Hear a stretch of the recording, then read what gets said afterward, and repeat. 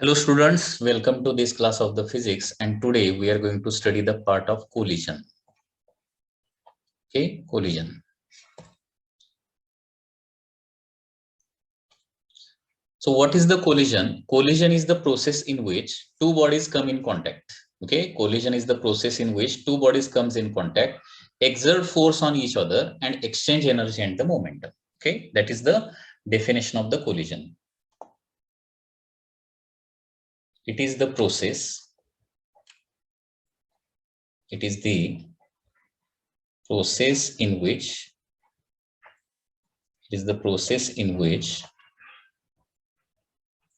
two bodies comes in contact. Two bodies comes in contact, exert force on each other,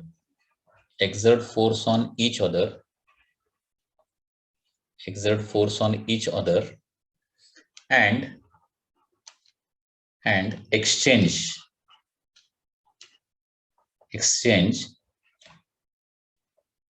energy and momentum.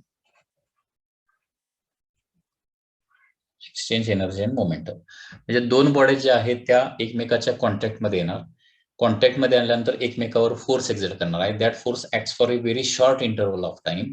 Okay, आणि त्याच्यानंतर काय होणार आहे, त्या दोन बॉडीमध्ये एनर्जी आणि मोमेंटमचं एक्सचेंज होणार आहे. म्हणजे पहिल्या बॉडीकडून दुसऱ्या बॉडीला काही एनर्जी ट्रान्सफर होणार आहे, त्याचबरोबर पहिल्या बॉडीकडून दुसऱ्या बॉडीला काहीतरी मोमेंटम ट्रान्सफर देखील होणार आहे.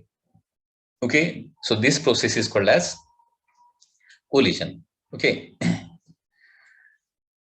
आता कोलिजन से रिलेटेड एक सगळ्यात महत्वाची कन्सेप्ट जी आहे that is line of impact. म्हणजे काय? Line of impact. Line of impact he line of impact काय असते लक्षात घ्या.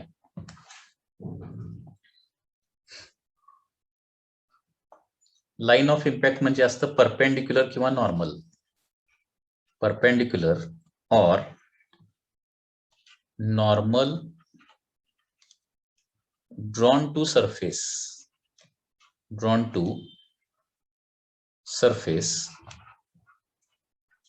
at point of contact.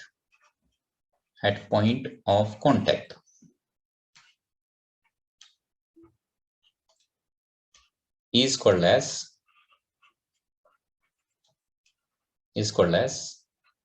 line of impact. याला काय म्हणतो आपण? लाईन ऑफ इम्पॅक्ट असं म्हणतो. डायग्राम काढायची झाली तर डायग्राम कशी येणार बघा. Suppose there are two spheres which are colliding with each other like this. So these are the two spheres.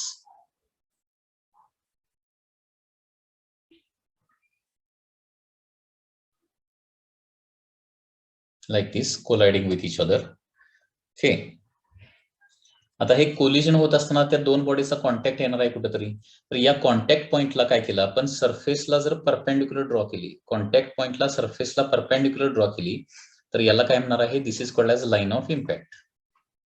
This is line of impact असणार आहे. ओके, म्हणजे ही बॉडी लेफ्ट हँड साइडनं आलेली आहे, ही बॉडी राईट हँड साइडनं आली, दोन्ही body एकमेकावर collide झाल्या. तर कोलिजन होत असताना कुठल्या तरी एका पॉइंटला ते कॉन्टॅक्ट करणार आहे. त्या पॉइंट ऑफ कॉन्टॅक्टला सरफेसेसला काढलेली जी परपेंडिक्युलर आहे त्या परपेंडिक्युलरला काय म्हणतो आपण? लाईन ऑफ इम्पॅक्ट असं म्हणतो.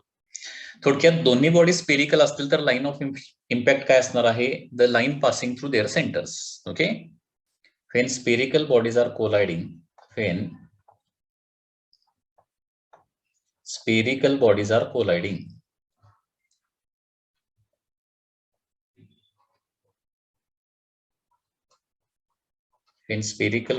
colliding, okay, line of impact काय असणार आहे? is line joining the center किंवा line passing through the centers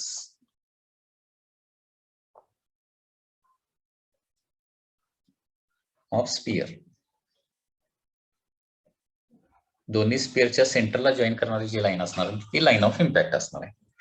आता या कोलिजनचे टाइप्स बघूया काय काय आहेत. Okay, Based on the direction, there are two types of collision. Okay, types of collision बघायचे. Types of collisions. त्याच्यामध्ये first आहे that is based on the direction of the velocities. That is, first is head-on collision. Head-on collision. And second is the oblique collision.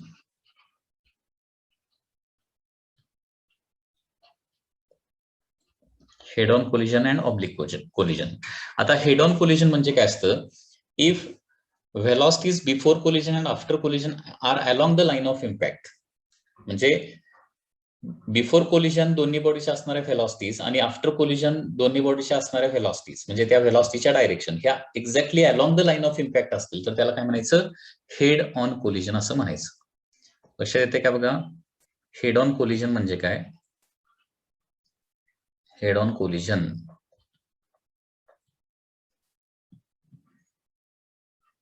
directions of velocities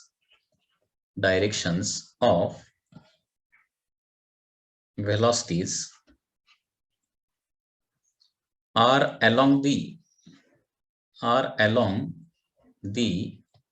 line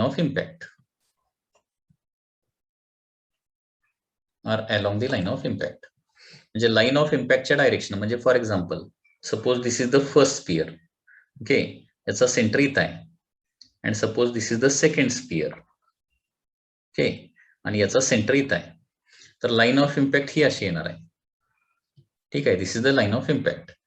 तर before collision दोघांच्या velocity या पद्धतीने असतील, म्हणजे exactly along the line of impact. म्हणजे first sphere जो आहे तो लेफ्ट हँड साइडनं V1 व्हेलॉसिटीनं आला, सेकंड स्पियर जो आहे तो राईट हँड साइडनं V2 व्हेलॉसिटीनं आला, आणि V1 आणि V2 च्या डायरेक्शन बघा एक्झॅक्टली पॅरलल टू आहेत किंवा along the line of impact आहेत. असं जर कोलिजन झालं तर त्याला काय म्हणायचं, हेड ऑन कोलिजन म्हणायचं. Okay, such type of collision is called as head on collision. Okay, and second is the oblique collision. Second is the oblique collision.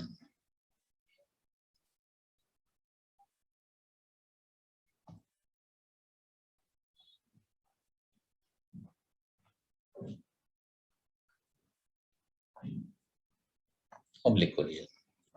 Oblique collision म्हणजे लक्षात आलेलंच असेल तुम्हाला, direction of velocities are not along the line of impact. Okay, directions of velocities of the two bodies before and after collision, okay, are not along the line of impact.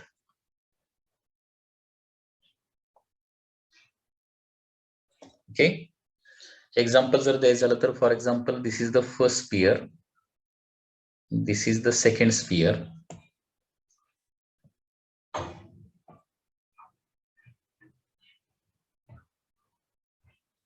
this is the second sphere. Okay, so line of impact will be like this, and first sphere before collision is moving along this line, that is straight line V1. Second sphere is coming from the right with the velocity V2 and both are colliding with each other. आता बघा व्हेलॉसिटीच्या direction जे आहे ते along the line of impact नाहीये. Okay, म्हणजे head on collision मध्ये काय होतं, before collision velocity along the line of impact असेल तर आफ्टर कोलिजन काय होणार आहे, अलॉंग द लाईन ऑफ इम्पॅक्टच काय असणार आहेत, व्हेलॉसिटी असणार आहेत. आणि हे ऑब्लिक कोलिजन मध्ये बिफोर कोलिजन ऑल्सो आणि after collision also velocities will be काय असणार आहे, not along the line of impact, that will be in different direction. म्हणजे कोलिजन झाल्यानंतर ही बॉडी कदाचित तिकडे जाणार आहे आणि ही बॉडी कदाचित तिकडे जाईल. Okay, so such type of collision is called as oblique collision.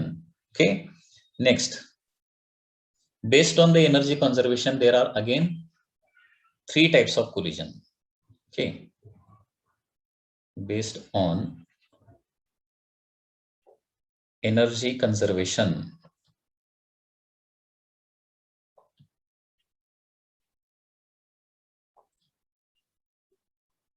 types of collisions.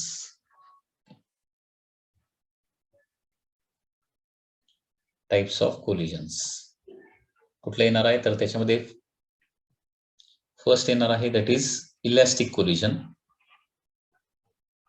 Elastic collision. Second is inelastic collision.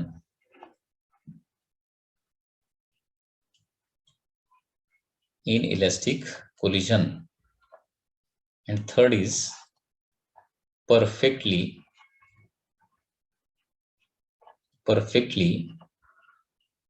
inelastic collision. Okay, so in this way there are three types of collision: elastic collision, inelastic collision, and perfectly inelastic collision.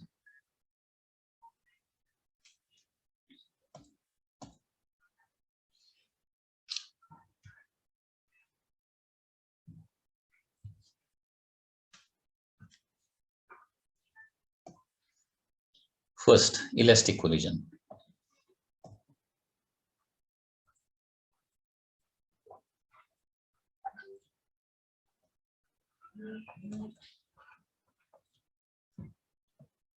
तर हे elastic collision म्हणजे काय असणार बघा. The collision in which both momentum and energy are conserved. म्हणजे energy conservation पण होते आणि मोमेंटम कन्झर्वेशन पण होते. म्हणजे before collision momentum is equal to after collision momentum. त्याचबरोबर before collision total energy is equal to after collision total energy असणार आहे. Okay, such type of collision is called as elastic collision. Okay, the collision in which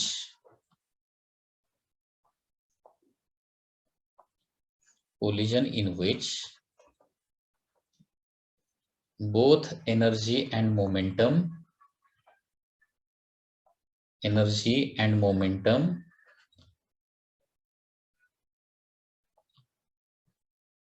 are conserved.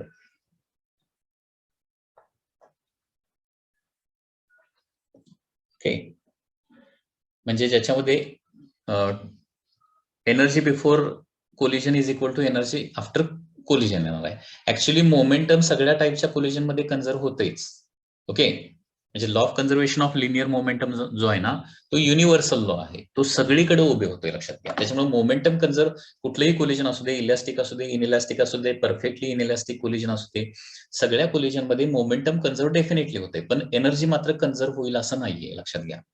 Elastic collision मध्ये energy conserve होते आणि इनइलॅस्टिक आणि perfectly इनइलॅस्टिक मध्ये energy मात्र conserve होत नाही. याचा इन डिटेल स्टडी आपण पुढे करणार आहे. आता फक्त टाइप्स आपण बघावले. So elastic collision is the collision in which energy and momentum both are conserved. Next is the inelastic collision or the semi-elastic collision. It is also called as, okay, inelastic or semi-elastic. Inelastic, or which is also called as semi-elastic collision. Okay, semi-elastic collision. In this collision,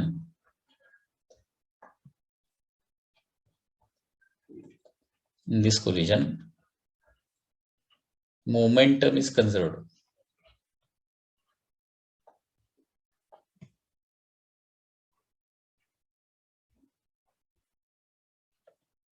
But energy is not conserved.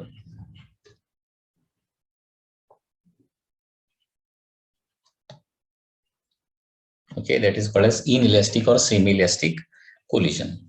And third collision is the perfectly inelastic collision. तर हे perfectly inelastic collision म्हणजे काय होणार आहे? The collision in which momentum is conserved, energy is not conserved, and one more condition is that after collision two bodies sticks to each other. म्हणजे collision नंतर दोन body एकमेकाला चिकटून बसतात, सेपरेट राहत नाहीत. म्हणजे दोन्ही बॉडीज सेम व्हेलॉसिटीने आफ्टर कोलिजन मूव्ह करतात. That is called as perfectly inelastic collision. Okay, in this collision काय होणार आहे? Momentum is कन्झर्व्ड.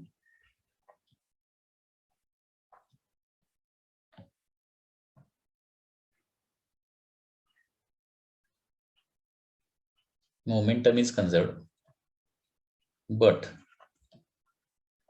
energy is not conserved and two bodies sticks together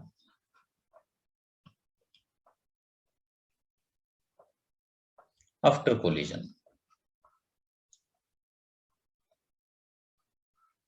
Okay, is called as perfectly inelastic collision.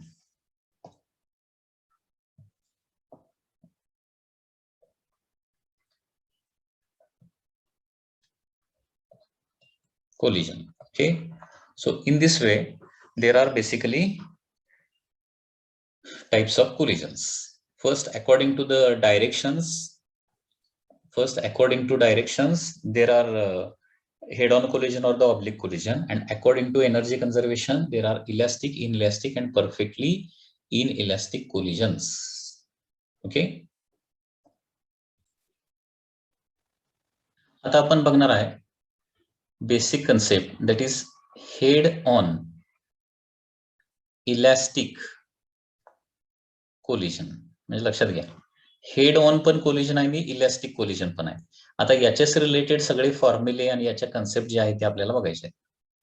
Head on elastic collision म्हणजे before collision आणि after collision दोघांच्या म्हणजे velocities ज्या आहेत त्या along the line of impact असणार आहे. आणि त्याचबरोबर काय होणार आहे, कोलिजन मध्ये एनर्जी आणि मोमेंटम दोन्ही काय होतंय, कन्झर्व होतंय. लक्षात घ्या, त्याला हेड ऑन इलास्टिक कोलिजन असं म्हणायचं. ठीक आहे. Generally head on elastic collision कुठं होतात माहितीये का, गॅसमध्ये जे मॉलिक्युल्स असतात गॅसमध्ये ते कंटिन्युअसली एकमेकाबरोबर आणि with the wall of the container collide होत असतात. तर तिथं लक्षात घ्या हेड ऑन इलास्टिक कोलिजन होत असतात. Okay, between the molecules of the gas. ठीक आहे. आता फॉर एक्झाम्पल इथं कसं होणार बघा, सपोज दोन बॉडीज आहेत. m1 is the mass of the first body, m2 is the mass of the second body. Before collision पहिल्या बॉडीची व्हेलॉसिटी आहे u1 आणि दुसऱ्या बॉडीची व्हेलॉसिटी आहे u2, आणि याच्यामध्ये काय आहे, u1 ग्रेटर दॅन u2 आहे. u1 ग्रेटर दॅन काय आहे, u2 आहे. So this is the condition before collision असणार आहे. This is the condition before collision. ठीक आहे. आता याच्यानंतर नेक्स्ट काय होणार आहे, ते एकमेकाबरोबर कोलाइड होणार like this. They are going to collide with each other during collision. आता बघा u1 ग्रेटर दॅन u2 असल्यामुळे काय होणार आहे, u1 त्याला अप्रोच करणार आणि त्याच्यावर आदळणार.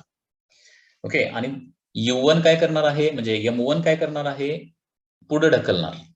दिस is the force exerted by 2 on 1 by 1. F21 चा डिनोशन माहित आहे ना, F21 म्हणजे force exerted by on 2 by 1, आणि हा फोर्स काय असणार आहे, that is force exerted on 1 by 2. हा बॅकवर्ड डायरेक्शन. म्हणजे बॉडी 1 जी आहे ती 2 बॉडीला पुढे ढकलणार.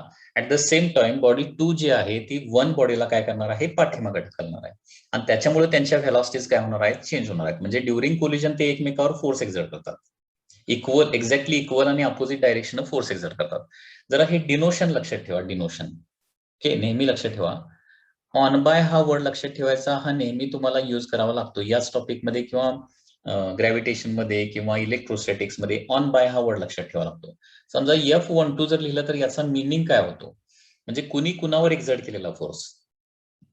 तर ऑन बाय लक्षात ठेवायचं, ऑन 1 एक्झर्टेड बाय 2, म्हणजे याचा मिनिंग काय झाला, फोर्स ऑन 1 एक्झर्टेड बाय 2 असा त्याचा मिनिंग होतो. त्याच्यानंतर F21 याचा मिनिंग काय होतो, that is force on 2 exerted by 1 होणार आहे. हे डिनोशन लक्षात ठेवा. ओके, पहिली बॉडी दुसऱ्या बॉडीवर फॉरवर्ड डायरेक्शन फोर्स एक्झर्ट करणार. पहिल्या बॉडीनं दुसऱ्या बॉडीवर एक्झर्ट केलेला फोर्स म्हणजे काय, पहिल्या बॉडीवर दुसऱ्या बॉडीनं एक्झर्ट केलेला फोर्स म्हणजे फोर्स ऑन 2 एक्झर्टेड बाय 1. म्हणजे हा काय येणार आहे, फॉरवर्ड डायरेक्शन येणार आहे. टू बॉडीला first body forward direction push करणार ना, आणि टू बॉडी फर्स्ट बॉडीला काय करणार आहे, बॅकवर्ड डायरेक्शन पुश करणार आहे, आणि त्याच्यामुळे या पद्धतीनं फोर्स एक्झर्ट करणार. या फोर्सेसमुळे काय होणार आहे, त्यांचे व्हेलॉसिटीज मोमेंटम चेंज होणार आहेत. So this is the process during काय असणार आहे, कोलिजन असणार आहे, ड्युरिंग कोलिजन. ठीक आहे. आणि आफ्टर कोलिजन मग काय होणार आहे, त्यांच्या व्हेलॉसिटी चेंज झालेल्या असणार आहे. So after collision the case is like this. M1 body याची व्हेलॉसिटी असणार आहे v1, ओके, आणि ही असणार आहे M2 बॉडी, त्याची व्हेलॉसिटी असणार आहे v2. ठीक आहे. आणि इथं आता काय होणार आहे, पहिल्या बॉडीची व्हेलॉसिटी काय होणार, कमी होणार, आणि दुसऱ्या बॉडीची व्हेलॉसिटी वाढणार आहे ड्युरिंग आफ्टर कोलिजन. ओके. आणि त्याच्यामुळे आता पुन्हा काय होणार आहे, या दोन बॉडी एकमेकापासून सेपरेट व्हायला लागणार आहे. So this is the before collision, this is during collision, and this is the after collision. This is going to happen. Okay. So this happens in case of head on collision. आपण दोन exactly आपल्या कन्व्हिनियन्ससाठी दोन spherical bodies घेतलेले आहेत बघा. तर याच्यामध्ये काय आहे, सुरुवातीला U1 ग्रेटर दॅन U2 आहे तरच कोलिजन होणार, अदरवाईज कोलिजन होणार नाही. पाठीमागच्या बॉडीची व्हेलॉसिटी जास्त पाहिजे आणि पुढच्याची व्हेलॉसिटी कमी पाहिजे, किंवा दोन्ही एकमेकांच्याकडे मूव्ह करत असल्या पाहिजेत, तरच काय होणार आहे, कोलिजन होणार आहे. Okay. U1 greater than U2 असल्यामुळे कोलाइड होणार. कोलिजन होताना दोघे एकमेकावर फोर्स एक्झर्ट करणार आहेत, आणि त्याच्यामुळे काय होते, पुढच्या बॉडीची व्हेलॉसिटी वाढते आणि पाठीमागच्या बॉडीची व्हेलॉसिटी काय होते, कमी होते. म्हणजे v1 कमी होते आणि v2 वाढते. आणि कोलिजन नंतर, कोलिजनच्या अगोदर एकमेकांच्या जवळ येत असतात बॉडीज, आणि कोलिजन नंतर पुन्हा एकमेकांपासून काय होतात, सेपरेट व्हायला चालू होतात. आता इथं काय म्हटलंय, this is a head on elastic collision आहे. आता हेड ऑन कोलिजन म्हणजे काय बघितलं होतं आपण, की ज्याच्यामध्ये मोमेंटम कन्झर्व होते आणि एनर्जी पण कन्झर्व होत आहे. Okay. So by energy conservation आता काय होणार बघा, बाय एनर्जी कन्झर्वेशन,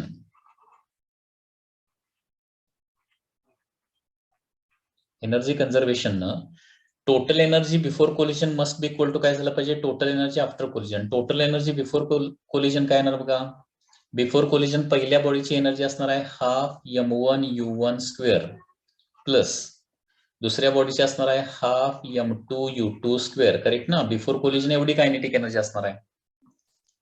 आणि आफ्टर कोलिजन त्यांच्या व्हेलॉसिटी v1 v2 झालेत ना, म्हणजे after collision kinetic energy total होणार आहे half M1 v1 square plus half M2 v2 square. ठीक आहे.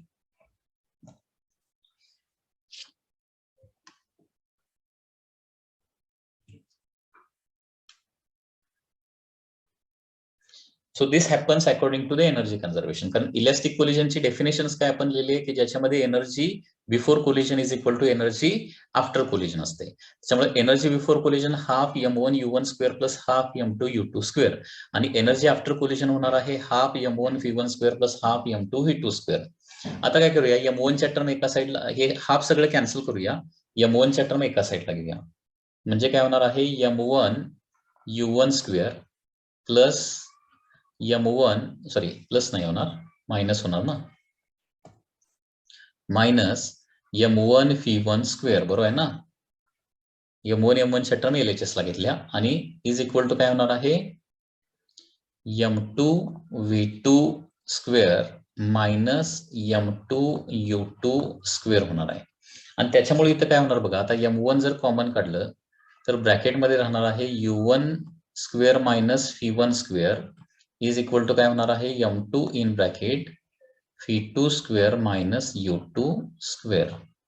किंवा यालाच आपण थोडंसं असं लिहू शकतो, M1 U1 plus V1 U1 minus V1, कारण U1 square minus V1 square म्हणजे U1 plus V1 U1 minus V1 is equal to लिहू शकतो M2 in bracket V2 minus U2 किंवा V2 plus U2 and V2 minus U2.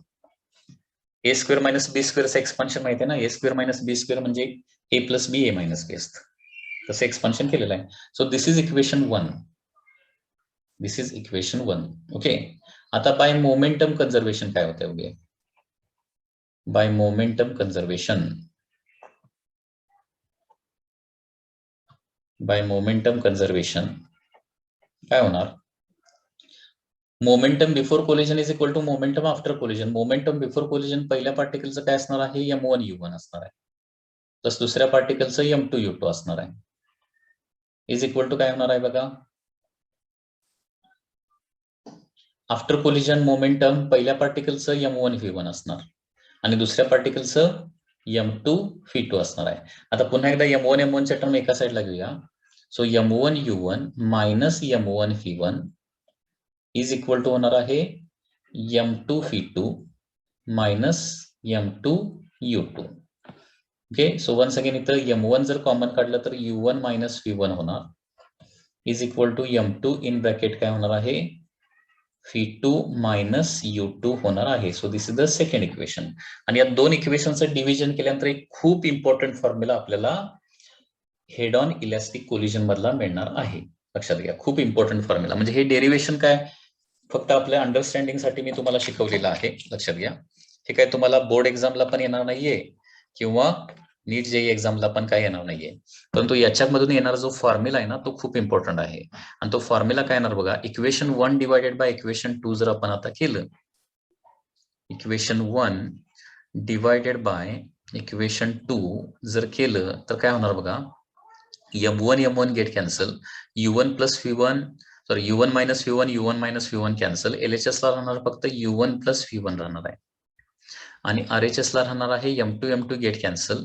Okay, v2 minus u2 also get cancel, तिथं राहणार आहे v2 plus u2 राहणार आहे. आता हे पुन्हा एकदा u2 ला LHS ला घेतो. So u1 minus u2 is equal to काय येणार आहे v2 मायनस v1 होणार आहे. This is very important formula. आता हा फॉर्म्युला लक्षात काय कसा ठेवायचा आहे आणि याचं सिग्निफिकन्स काय बघा. आता u1 मायनस u2 म्हणजे काय येत आहे, ओके जरा सांगा बघूया तुम्ही, u1 मायनस u2 म्हणजे काय असेल, डायग्राम बघून सांगा. u1 मायनस u2 म्हणजे काय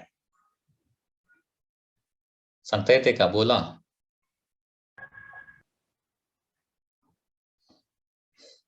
u1 जास्त आहे u2 कमी आहे ना.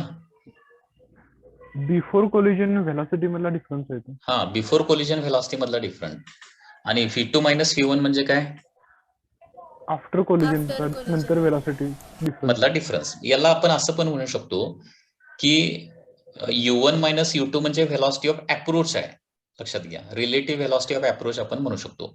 म्हणजे लक्षात घ्या, दोन्ही बॉडीज मोशन मध्ये आहेत, तर पहिली बॉडी दुसऱ्या बॉडीकडे किती व्हेलॉसिटीने जाणार आहे, u1 मायनस u2 या व्हेलॉसिटीने जाणार आहे दुसऱ्या बॉडीकडे, बरोबर आहे ना. रिलेटिव्ह व्हेलॉसिटी ऑफ अप्रोच म्हणायचं त्याला.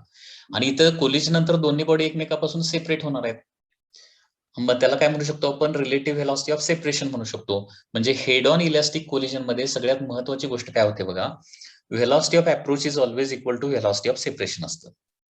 ओके, व्हेलॉसिटी ऑफ अप्रोच जे दोन बॉडी बिफोर कोलिजन ज्या व्हेलॉसिटीने एकमेकांच्याकडे येतात त्याच व्हेलॉसिटीने एकमेकापासून सेपरेट होतात. Velocity of approach is equal to काय असणार आहे, व्हेलॉसिटी ऑफ सेपरेशन असणार आहे.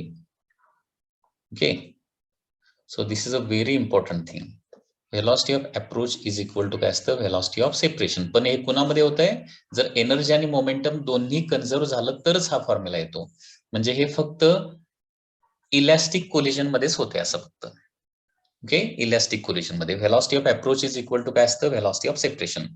समजा तुम्हाला याच्यावर एक सिंपल क्वेश्चन मी असा विचारला, सपोज दोन बॉडीज आहेत, this is 10 metre per second and this is suppose 6 metre per second. ठीक आहे, या दोन्ही बॉडीज एकमेकावर कोलाइड झालेल्या आहेत. कोलिजन नंतर पहिल्या बॉडीची velocity suppose 5 metre per second झाली, तर दुसऱ्या बॉडीची व्हेलॉसिटी किती झालेली असेल, if it is a elastic collision असं क्वेश्चन मध्ये म्हटलेलं आहे. इलॅस्टिक कोलिजन झालेला असेल तर दुसऱ्या बॉडीची व्हेलॉसिटी किती झालेली असेल.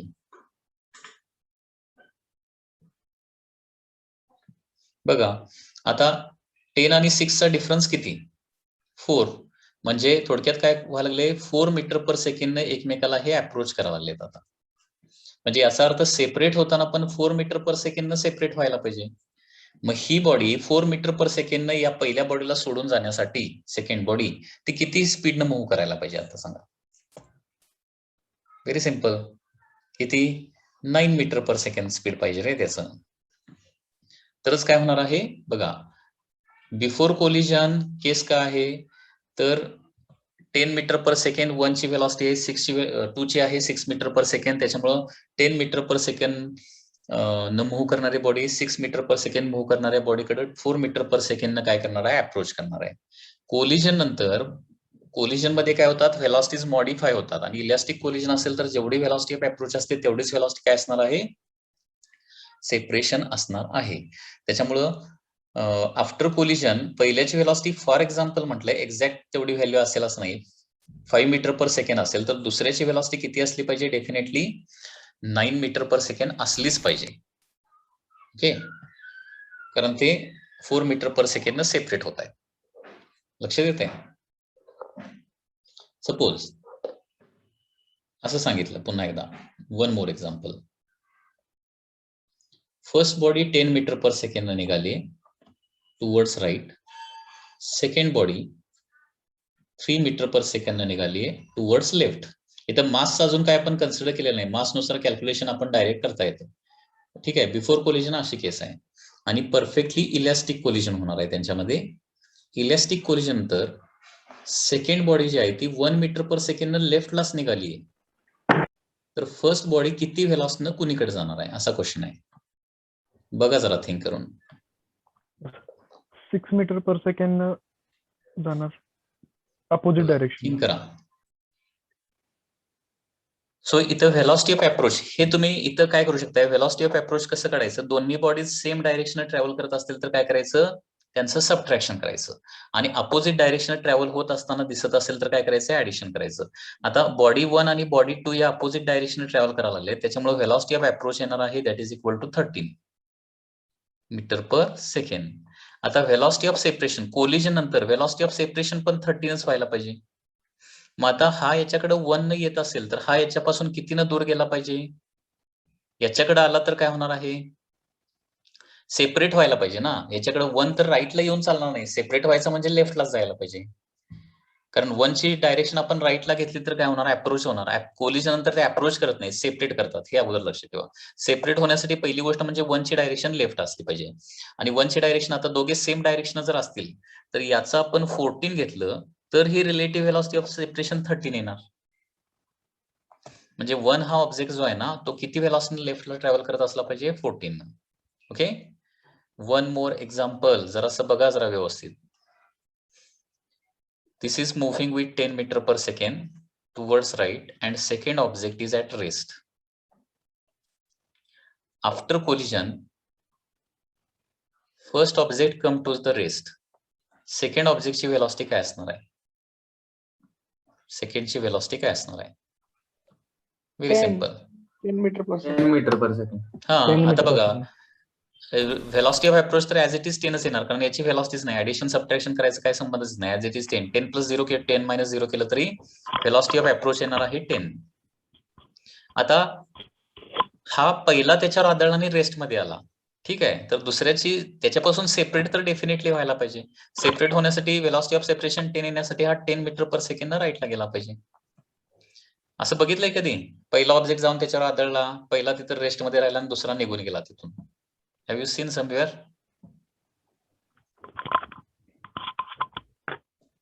कुठं बघितलं काय रे? असं बघायला नाही आवडत. दुसरे असे लाईन न ठेवायचे, इकडनं हिट केलं की मग ते पुढचं जाते आणि ते थांब, पाठीमागचं थांबतंय आणि पुढचं जातंय. ह्या केसेस आहेत, आपण ते बघणार आहे. असं कधी होतंय माहितीये का, परफेक्टली इलॅस्टिक कोलिजन पाहिजे आणि दोघांचं मास एक्झॅक्टली सेम पाहिजे. ते आहेत पुढे केसेस, आपण त्या बघणार आहे. किंवा लहानपणी जर गोट्यानं आयऱ्यानं वगैरे जर खेळलेला असला तर हा, त्या स्टुडंटला माहिती असेल, मी पण भरपूर खेळायचो. आणि ज्याच्यामध्ये काय करायचं, ते आयरा किंवा गोटी सेम मासचे एक्झॅक्टली असली आणि हेड ऑन परफेक्टली कोलिजन झालं, एक्झॅक्टली हेड ऑन कोलिजन झालं, तर पहिली गोटी किंवा आयरा आहे तिथं थांबतो आणि तिथून दुसरी उडून निघून जाते. Okay, you may have seen this. ठीक आहे, खेळून बघितलं. हा, one more example. This is 5 meter per second. This is 1 meter per second. Okay, so in this way, collision is there. After collision, first has velocity as it is 5 meter per second. Okay, towards right. Then what is the velocity of second? Try to solve दिस.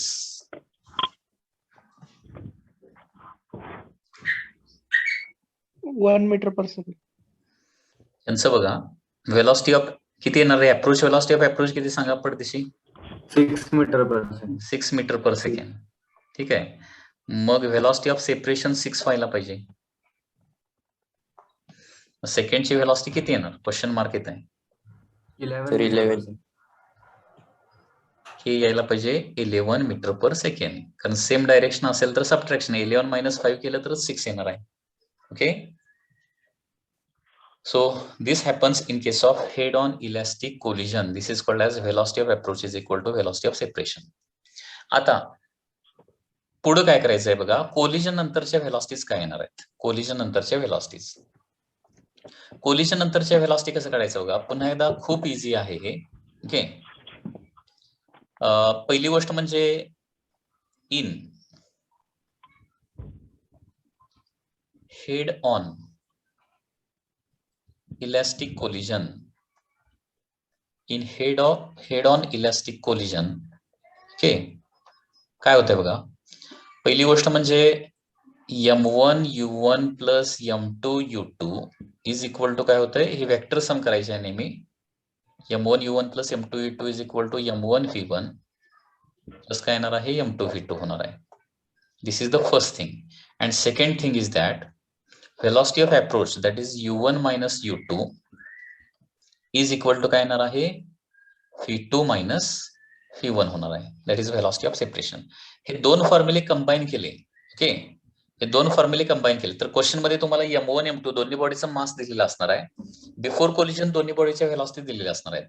तर हे दोन equation combine केले तर काय मिळणार आहेत आपल्याला, velocities after collision मिळणार आहेत. Velocities after collision, velocities after collisions. आणि व्हेलॉसिटीज आफ्टर कोलिजनचे फॉर्म्युले काय येतात ते फॉर्म्युले तुम्हाला एकदा मी सांगतो. ओके. व्हेलॉसिटीज आफ्टर कोलिजन येणार आहेत v1 is equal to m1 minus m2 divided by m1 plus m2 into u1 plus 2m2 divided by m1 plus m2 into u2. Okay. म्हणजे कोलिजन नंतर बघा इन्फॉर्मेशन काय दिलेली असणार क्वेश्चन मध्ये, m1 m2 या दोन्ही बॉडीचे मासेस दिलेले असणार आहेत. m1 m2 बिफोर कोलिजन त्यांच्या व्हेलॉसिटी u1 u2 पण दिलेले असणार. त्याच्यावरून पहिल्या पार्टिकलची व्हेलॉसिटी आफ्टर कोलिजन एवढी होणार आहे m1 minus m2 divided by m1 plus m2 into u1 plus 2m2 divided by m1 plus m2 into u2. Okay. आणि सेकंड बॉडीचं येतं that is m2 minus m1 divided by m1 plus m2 okay into u2 plus 2m1 divided by m1 plus m2 into u1, कारण हे derivation मध्ये मी काय वेळ घालवत बसणार नाहीये. Okay. So these are the फॉर्म्युले फॉर व्हेलॉसिटीज आफ्टर कोलिजन. आता सगळ्यात महत्वाची गोष्ट म्हणजे हे फॉर्म्युले कधीही लक्षात राहत नाही. ओके. कारण ते फॉर्म्युलेच तसे आहेत. आता समोर आहे तो पण पाठ केला तर कदाचित लक्षात पण राहील, परंतु 2-3 दिवस गेले की परत हा फॉर्म्युला तुम्हाला आठवणार नाहीये. आता या फॉर्म्युला लक्षात ठेवायची ट्रिक सांगतो मी. हे फॉर्म्युले according to the text book आहेत, according to text book. Okay. तर त्याच्याऐवजी शॉर्टकट फॉर्म्युला किंवा ट्रिकचा फॉर्म्युला काय बघा, तो फॉर्म्युला मात्र डेफिनेटली लक्षात राहतो.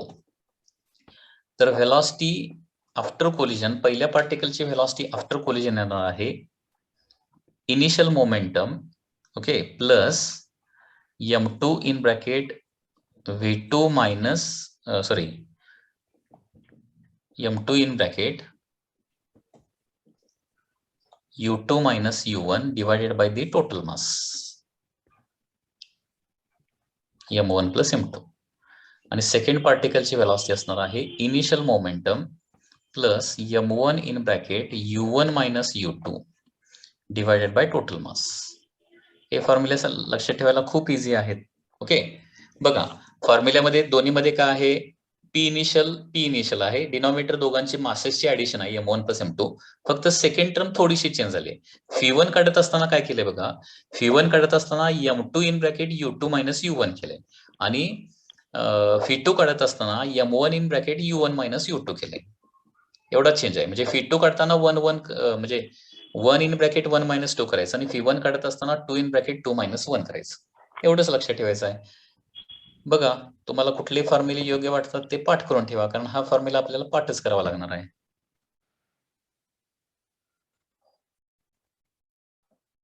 आता या प्रॉब्लेम मध्ये हे पी इनिशियल म्हणजे काय हे लक्षात घ्या. पी इनिशियल म्हणजे initial momentum, that is M1 U1 plus M2 U2. हे लक्षात ठेवा. M1 U1 plus M2 U2 vector sum करायचे आहे, हे महत्वाची गोष्ट आहे. P initial. ठीक आहे. आता इथे एक डाऊट आहे की कोलिजन नंतर व्हेलॉसिटी सेम डायरेक्शनच असणार का अपोजिट डायरेक्शन असणार, हे मी विथ एक्झाम्पल तुम्हाला एक्सप्लेन करून सांगतो. ओके, इथं त्याच्यासाठी काय करतो, 4 एक्झाम्पल घेणार आहे. 4 एक्झाम्पल्स. फर्स्ट एक्झाम्पल मध्ये, this is the first example. Okay, then second example,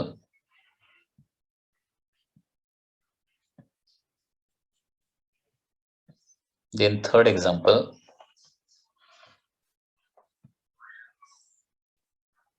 आणि fourth example. Before collision, after collision, before collision, after collision, before collision, after collision करायचं आहे. बघा, याचे आन्सर पुन्हा एकदा सांगायचा प्रयत्न करा. मी बोलायचा जरा प्रयत्न करा. ओके, सपोज बिफोर कोलिजन आता व्हेलॉसिटीज आहे 10 metre per second and 2 metre per second before collision. Before collision बघा, आता दोघांच्या व्हेलॉसिटी सेम डायरेक्शन आहेत. ठीक आहे. आफ्टर कोलिजन सपोज याची व्हेलॉसिटी झाली, सेकंड पार्ट म्हणजे फर्स्ट पार्टिकलची व्हेलॉसिटी झाली suppose 5 metre per second towards right. तर सेकंड बॉडीची व्हेलॉसिटी सांगा रे, किती येणार? First before collision velocity of approach किती आहे सांगा? 8. आफ्टर कोलिजन दोघांची व्हेलॉसिटी ऑफ सेपरेशन किती व्हायला पाहिजे? 8. म्हणजे याची किती पाहिजे? 13 मीटर पर सेकंड आणि कोणीकडे पाहिजे? राईटला पाहिजे. आता इथं काय झालंय बघा, फर्स्ट एक्झाम्पल मध्ये बिफोर कोलिजन दोघे सेम डायरेक्शन आहेत, आफ्टर कोलिजन देखील दोघे सेम डायरेक्शन आहेत. त्याच्यानंतर 10 metre per second, 2 metre per second. Suppose they are moving like this. Okay, second example. ठीक आहे. वेलोसिटी ऑफ अप्रोच किती सांगा रे? 12 metre. 12. Okay, velocity of approach आहे 12. आता सपोज याची वेलोसिटी आहे after collision 5 metre per second towards right. तर सेकंडची वेलोसिटी काय येणार आहे मग? 17 metre per second. 17 metre per second toward right. 5 metre per second हे जर असेल तर वेलोसिटी ऑफ सेपरेशन परत 12 यायला पाहिजे, म्हणजे याची 17 metre per second towards right पाहिजे. बरोबर आहे ना? म्हणजे फर्स्ट एक्झाम्पल मध्ये before collision, after collision velocity towards right होतात दोघांच्या सगळ्यांच्या. त्याच्यानंतर बिफोर कोलिजन सेकंड डायग्राम मध्ये काय केलेलं आहे, दोघांच्या वेलोसिटीज अपोजिट आहेत, परंतु आफ्टर कोलिजन दोघांच्या वेलोसिटीज सेम डायरेक्शन झाल्या. तिसरी diagram 10 metre per second and 2 metre per second, they are moving in the same direction. Velocity of approach किती पुन्हा एकदा सांगा? 8 मीटर पर. 8. ठीक आहे.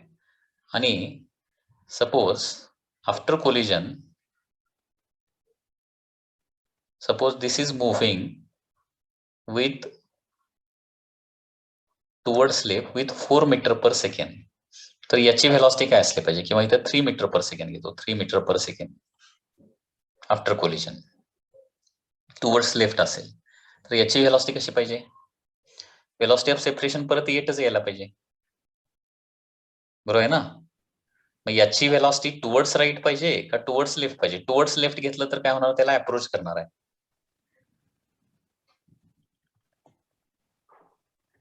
याची व्हेलॉसिटी घ्यायला पाहिजे किती? राईट घेतलं तर 5 metre per second. 5 metre per second towards right. Okay, लेफ्टला घेऊच शकत नाही रे. लेफ्टला घेतलं तर किती येणार आन्सर? लेफ्टला घेऊच शकत नाही, कारण 3 पेक्षा जास्त व्हेलॉसिटी जर लेफ्टला व्हेलॉसिटी घेतली आणि त्याची व्हेलॉसिटी 3 पेक्षा जास्त जर घेतली तर त्याला हे होणार ना, अप्रोच करणार ते, सेपरेट व्हायला पाहिजे. ज्याला राईटलाच 5 मीटर पर सेकंड जावं लागेल. म्हणजे असं पण होऊ शकतं, before collision both are moving towards right आणि after collision they are moving away from each other in opposite direction. ठीक आहे. त्याच्यानंतर परत 10 metre per second and 2 metre per second. Okay, both are moving towards each other. Okay, velocity of approach किती येणार? 12 येणार आहे. मग व्हेलॉसिटी ऑफ सेपरेशन देखील 12 व्हायला पाहिजे. आता सपोज असं म्हटलं की हा जो आहे लेफ्टला 9 मीटर पर सेकंड निघाला फर्स्ट, तर राईट जो आहे तो किती मीटर पर सेकंड जायला पाहिजे आणि कोणीकडे? 3 मीटर पर सेकंड. 3 मीटर पर हा, second. 3 Right. Metre per second राईटला जायला पाहिजे, तर हे 12 होणार. म्हणजे बिफोर कोलिजन आणि आफ्टर कोलिजन व्हेलॉसिटीचं कुठलंही कॉम्बिनेशन होऊ शकतं या पद्धतीने. ओके, तर ती व्हेलॉसिटी ऑफ सेपरेशन या पद्धतीने येणार आहे. ते मासेसवर पण डिपेंड असणार ना त्यांच्या. हा, ते सगळं मासेसवर सगळं डिपेंडंट असणार आहे आणि तेच आता आपल्याला कॅल्क्युलेशन करायचं आहे. तर फॉर्म्युला लक्षात ठेवा. फायनल व्हेलॉसिटी आफ्टर कोलिजन येणार आहे, इनिशियल मोमेंटम अगोदर काढायचं अकॉर्डिंग टू इन क्वेश्चन, आणि त्याच्यानंतर काय करायचं, V1 काढायचं असेल तर M2 in bracket U2 minus U1 करायचं, आणि V2 काढायचं असेल तर M1 in bracket U1 minus U2 calculate करायचं आहे. एक सिंपल एक्झाम्पल बघूया याच्यावरचं. A very simple question. Two bodies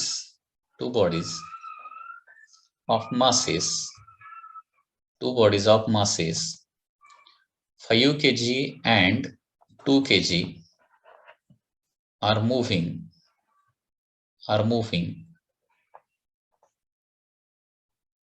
towards right with velocities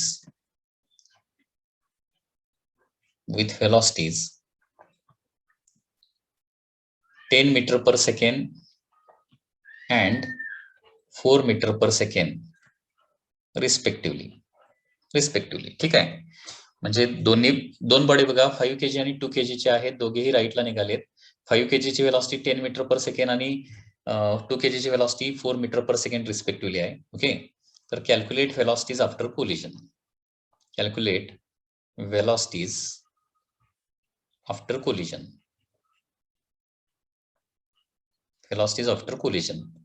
तर फर्स्ट स्टेप काय करायची हा प्रॉब्लेम सॉल्व्ह करत असताना, इनिशियल मोमेंटम काढायचं दोघांचं.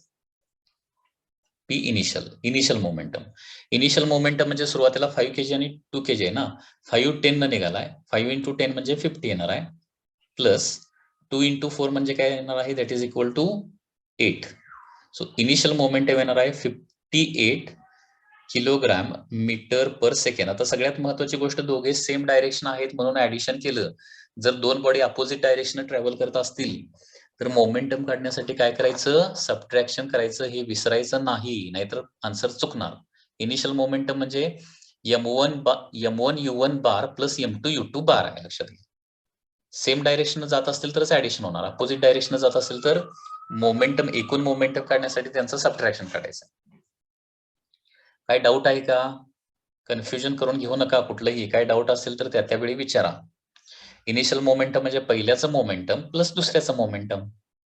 आता दोघेही राईट जात असेल तर पहिल्याचं वेक्टर फॉर्म मध्ये लिहायचं झालं तर पहिल्याचं येणार आहे 50 म्हणजे मास इंटू व्हेलॉसिटी आणि direction i cap, 50 i cap, आणि दुसऱ्याचं येणार आहे 4 into 2 दॅट इज 8 आणि डायरेक्शन त्याची टुवर्ड्स राईटच असेल तर आय कॅप, जे 50 i cap plus 8 i cap म्हणजे 58 आय कॅप. समजा हे असं दिलं असतं 5 kg 10 metre per second towards right आणि 2 kg 4 metre per second towards left, तर एकाचं काय येणार आहे 50 आय कॅप येणार आणि दुसऱ्याचं काय येणार आहे -8 आय कॅप येणार आहे, आणि टोटल मोमेंटम मग 50 आय कॅप -8 आय कॅप म्हणजे काय होणार आहे, मग त्या केसमध्ये 42 आय कॅप आला असतं. हे झालं इनिशियल मोमेंटम. आता पहिल्याची व्हेलॉसिटी आफ्टर कोलिजन, इनिशियल झालं 58 प्लस दुसऱ्याचं मास ना 2, आणि काय करायचं, दुसऱ्याची व्हेलॉसिटी मायनस पहिल्याची व्हेलॉसिटी करायचं आहे, म्हणजे 4 - 10 करायचं, divided by addition of mass. किती इझी आहे बघा, 7 म्हणजे किती झालं 58 प्लस मायनस होणार इथं आता, कारण 4 - 10 म्हणजे -6 -6 इंटू 2 म्हणजे -12 झालं हे divided by 7. So velocity v1 येणार आहे that is 6/4/7. Okay 46/7 6 point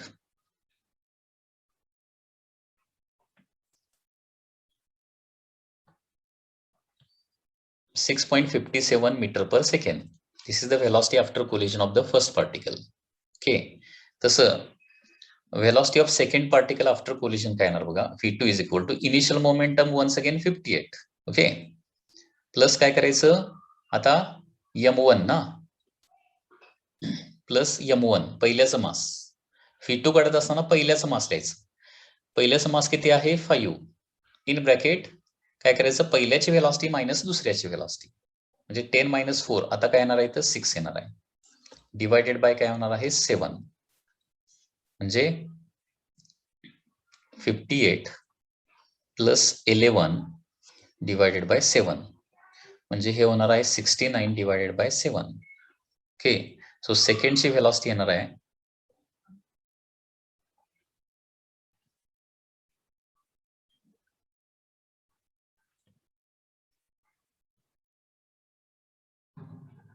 approximately 9.85 meter per second. So this is the velocity of second particle. आता perfectly elastic collision म्हटल्यावर हे मॅच होतंय का बघा जरा कुठलं velocity of approach is equal to velocity of separation. किती velocity एकमेकाला अप्रोच करायला लागलेत 6 ना कारण दोघे सेम डायरेक्शन निघालेत. सेम डायरेक्शन निघाले की काय करायला सांगितलंय अप्रोच काढण्यासाठी सबट्रॅक्शन करायचं 6 न बरोबर आहे ना. आता सेपरेट होताना 6 न सेपरेट होत आहेत का बघा जरा 6 ने अप्रोच करायला लागले तर 6 न सेपरेट होणार आहेत का. सेकंड कॅल्क्युलेशन करेक्ट आहे का बघा जरा 5 into 6 सर 30 पाहिजे. हा तेच म्हटलं इथं सॉरी इट इज मिस्टेक हे 30 येणार ना सॉरी कॅल्क्युलेशन जरा मिस्टेक झाली आहे. 5 into 6 म्हणजे हे होणार आहे 30 म्हणजे किती होणार आहे 88 divided by 7. So 88 divided by 7 किती होणार बघा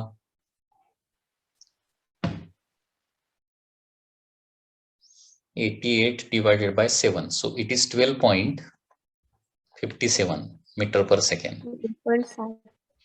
ओके ही झाली v1 आणि v2. बघा आता बिफोर कोलिजन v1 किती आहे सॉरी 6.57 मीटर पर सेकंड आहे. पहिल्याची वेलॉसिटी आहे 6.57 दुसऱ्याची वेलॉसिटी आलेली आहे 12.57. ठीक आहे मग बिफोर कोलिजन ते एकमेकांच्याकडे किती वेलॉसिटी निघाले 10 - 4 म्हणजे 6 मीटर पर सेकंड एकमेकांच्याकडे निघाले आणि आफ्टर कोलिजन 12 - 57 - 6.57 म्हणजे एक्झॅक्टली किती येतं 6 मीटर पर सेकंड येतं. म्हणजे हे चेक करून बघायचं फायनली. ओके म्हणजे velocity of approach must be equal to velocity of separation आलंच पाहिजे. ओके तर या पद्धतीने हे कॅल्क्युलेशन येणार आहे. ही एक मेथड आहे.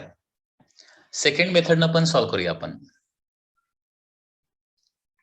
सेकंड मेथड म्हणजे कुठली माहितीये का डायरेक्टली बेसिक करायचं that is m1 u1 plus m2 u2 is equal to m1 v1 plus m2 v2. This is the second method जी फंडामेंटल मेथड आहे.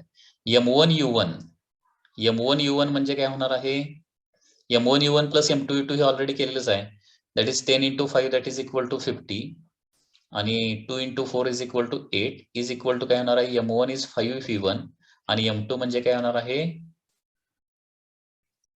m2 म्हणजे किती 2 v2 v1 v2 व्हेलॉसिटी माहिती नाहीत आपल्याला त्या काढायचे आहेत. So 58 is equal to 5 v1 plus 2 v2 हे असं पण करू शकता लक्षात घ्या. So this is the first equation आणि दुसरं इक्वेशन म्हणजे velocity of approach is equal to velocity of separation. Velocity of approach म्हणजे काय करतोय आपण u2 minus u1 is equal to काय करतोय v1 मायनस v2 करतोय. ओके u2 म्हणजे किती आहे 4 मायनस u1 म्हणजे 10 इज इक्वल टू काय असायला पाहिजे v1 मायनस v2 असायलाच पाहिजे म्हणजे -6 is equal to v1 minus v2 हे झालं दुसरं इक्वेशन. म्हणजे असे आपल्याला दोन इक्वेशन मिळणार आहेत. हे असं केलं तरी पण चालतंय. दिस इज अल्टरनेटिव्ह मेथड. आणि मग काय करायचं याचं मॅनिप्युलेशन करायला पाहिजे. आता या सेकंड इक्वेशनला काय करतो मी सेकंड इक्वेशनला जे आहे मी 2 न मल्टिप्लाय करतो. So -6 is equal to 2v1 minus 2v2 या दोन इक्वेशनचं ऍडिशन करतो. Suppose this is second equation. Okay, या दोन इक्वेशनचे ऍडिशन केल्यानंतर 56 सॉरी हे -12 ला पण मल्टिप्लाय. हा -12 58 -12 म्हणजे किती होणार आहे? दॅट इज 46 होणार. Is equal to 2v2 cancel होणार आहे आणि काय होणार आहे इथं 5v1 प्लस 2v1 7v1 होणार. ओके, v1 किती आलं होतं? 46/7 आलं होतं. करेक्ट. ओके, सो v1 येणार आहे that is equal to 46 divided by 7 metre per second. आणि एकदा v1 मिळालं की त्याच्यावरून कुठल्याही एका इक्वेशन मध्ये ठेवून v2 काढू शकताय. ते किती येणार आहे? 88 divided by 7. So this is another method. Okay, कुठली मेथड तुम्हाला सुटेबल वाटते ती मेथड तुम्ही यूज करू शकता. हे लक्षात ठेवायचं, हे बेसिक आहे. म्हणजे शॉर्टकट मेथड आहेच, पण ही बेसिक मेथड काय आहे? Initial momentum is equal to final momentum आणि velocity of approach is equal to velocity of separation. हे दोन इक्वेशन वापरले की तरी देखील तुम्ही v1 v2 काढू शकताय. अदरवाईज शॉर्टकट मेथड, त्याचे फॉर्म्युले काय? दॅट इज पहिल्याची व्हेलॉसिटी फायनल व्हेलॉसिटी काढायची असेल तर initial momentum plus m2 in bracket u2 minus u1 divided by total mass. ठीक आहे. आणि दुसऱ्याची व्हेलॉसिटी v2 म्हणजे काय येणार आहे? दॅट इज दुसऱ्याची व्हेलॉसिटी v2 म्हणजे येणार आहे that is equal to initial momentum plus m1 in bracket u1 minus u2 divided by the total mass. Okay, so in this way you can do the calculation. सगळ्यात महत्वाची गोष्ट म्हणजे आपण हे सिंपल एक्झाम्पल बघितलं आहे की ज्याच्यामध्ये डायरेक्शन सेम आहेत, सेम डायरेक्शन आहेत. डायरेक्शन अपोजिट असेल तर ते काळजीपूर्वक प्लस मायनस साइन वापरावं लागेल. अदरवाईज कॅल्क्युलेशन मध्ये मिस्टेक होऊ शकते. शेवटी कॅल्क्युलेशन करेक्ट आले का नाही हे कसं चेक करायचं? शेवटी पुन्हा एकदा चेक करायचं की velocity of approach is equal to velocity of separation आलेलं आहे का? तसं जर आलेलं दिसत नसेल तर तुमचं कुठेतरी मिस्टेक झालेली आहे. हे क्रॉस चेक साठी एक पॉइंट लक्षात ठेवा. ओके.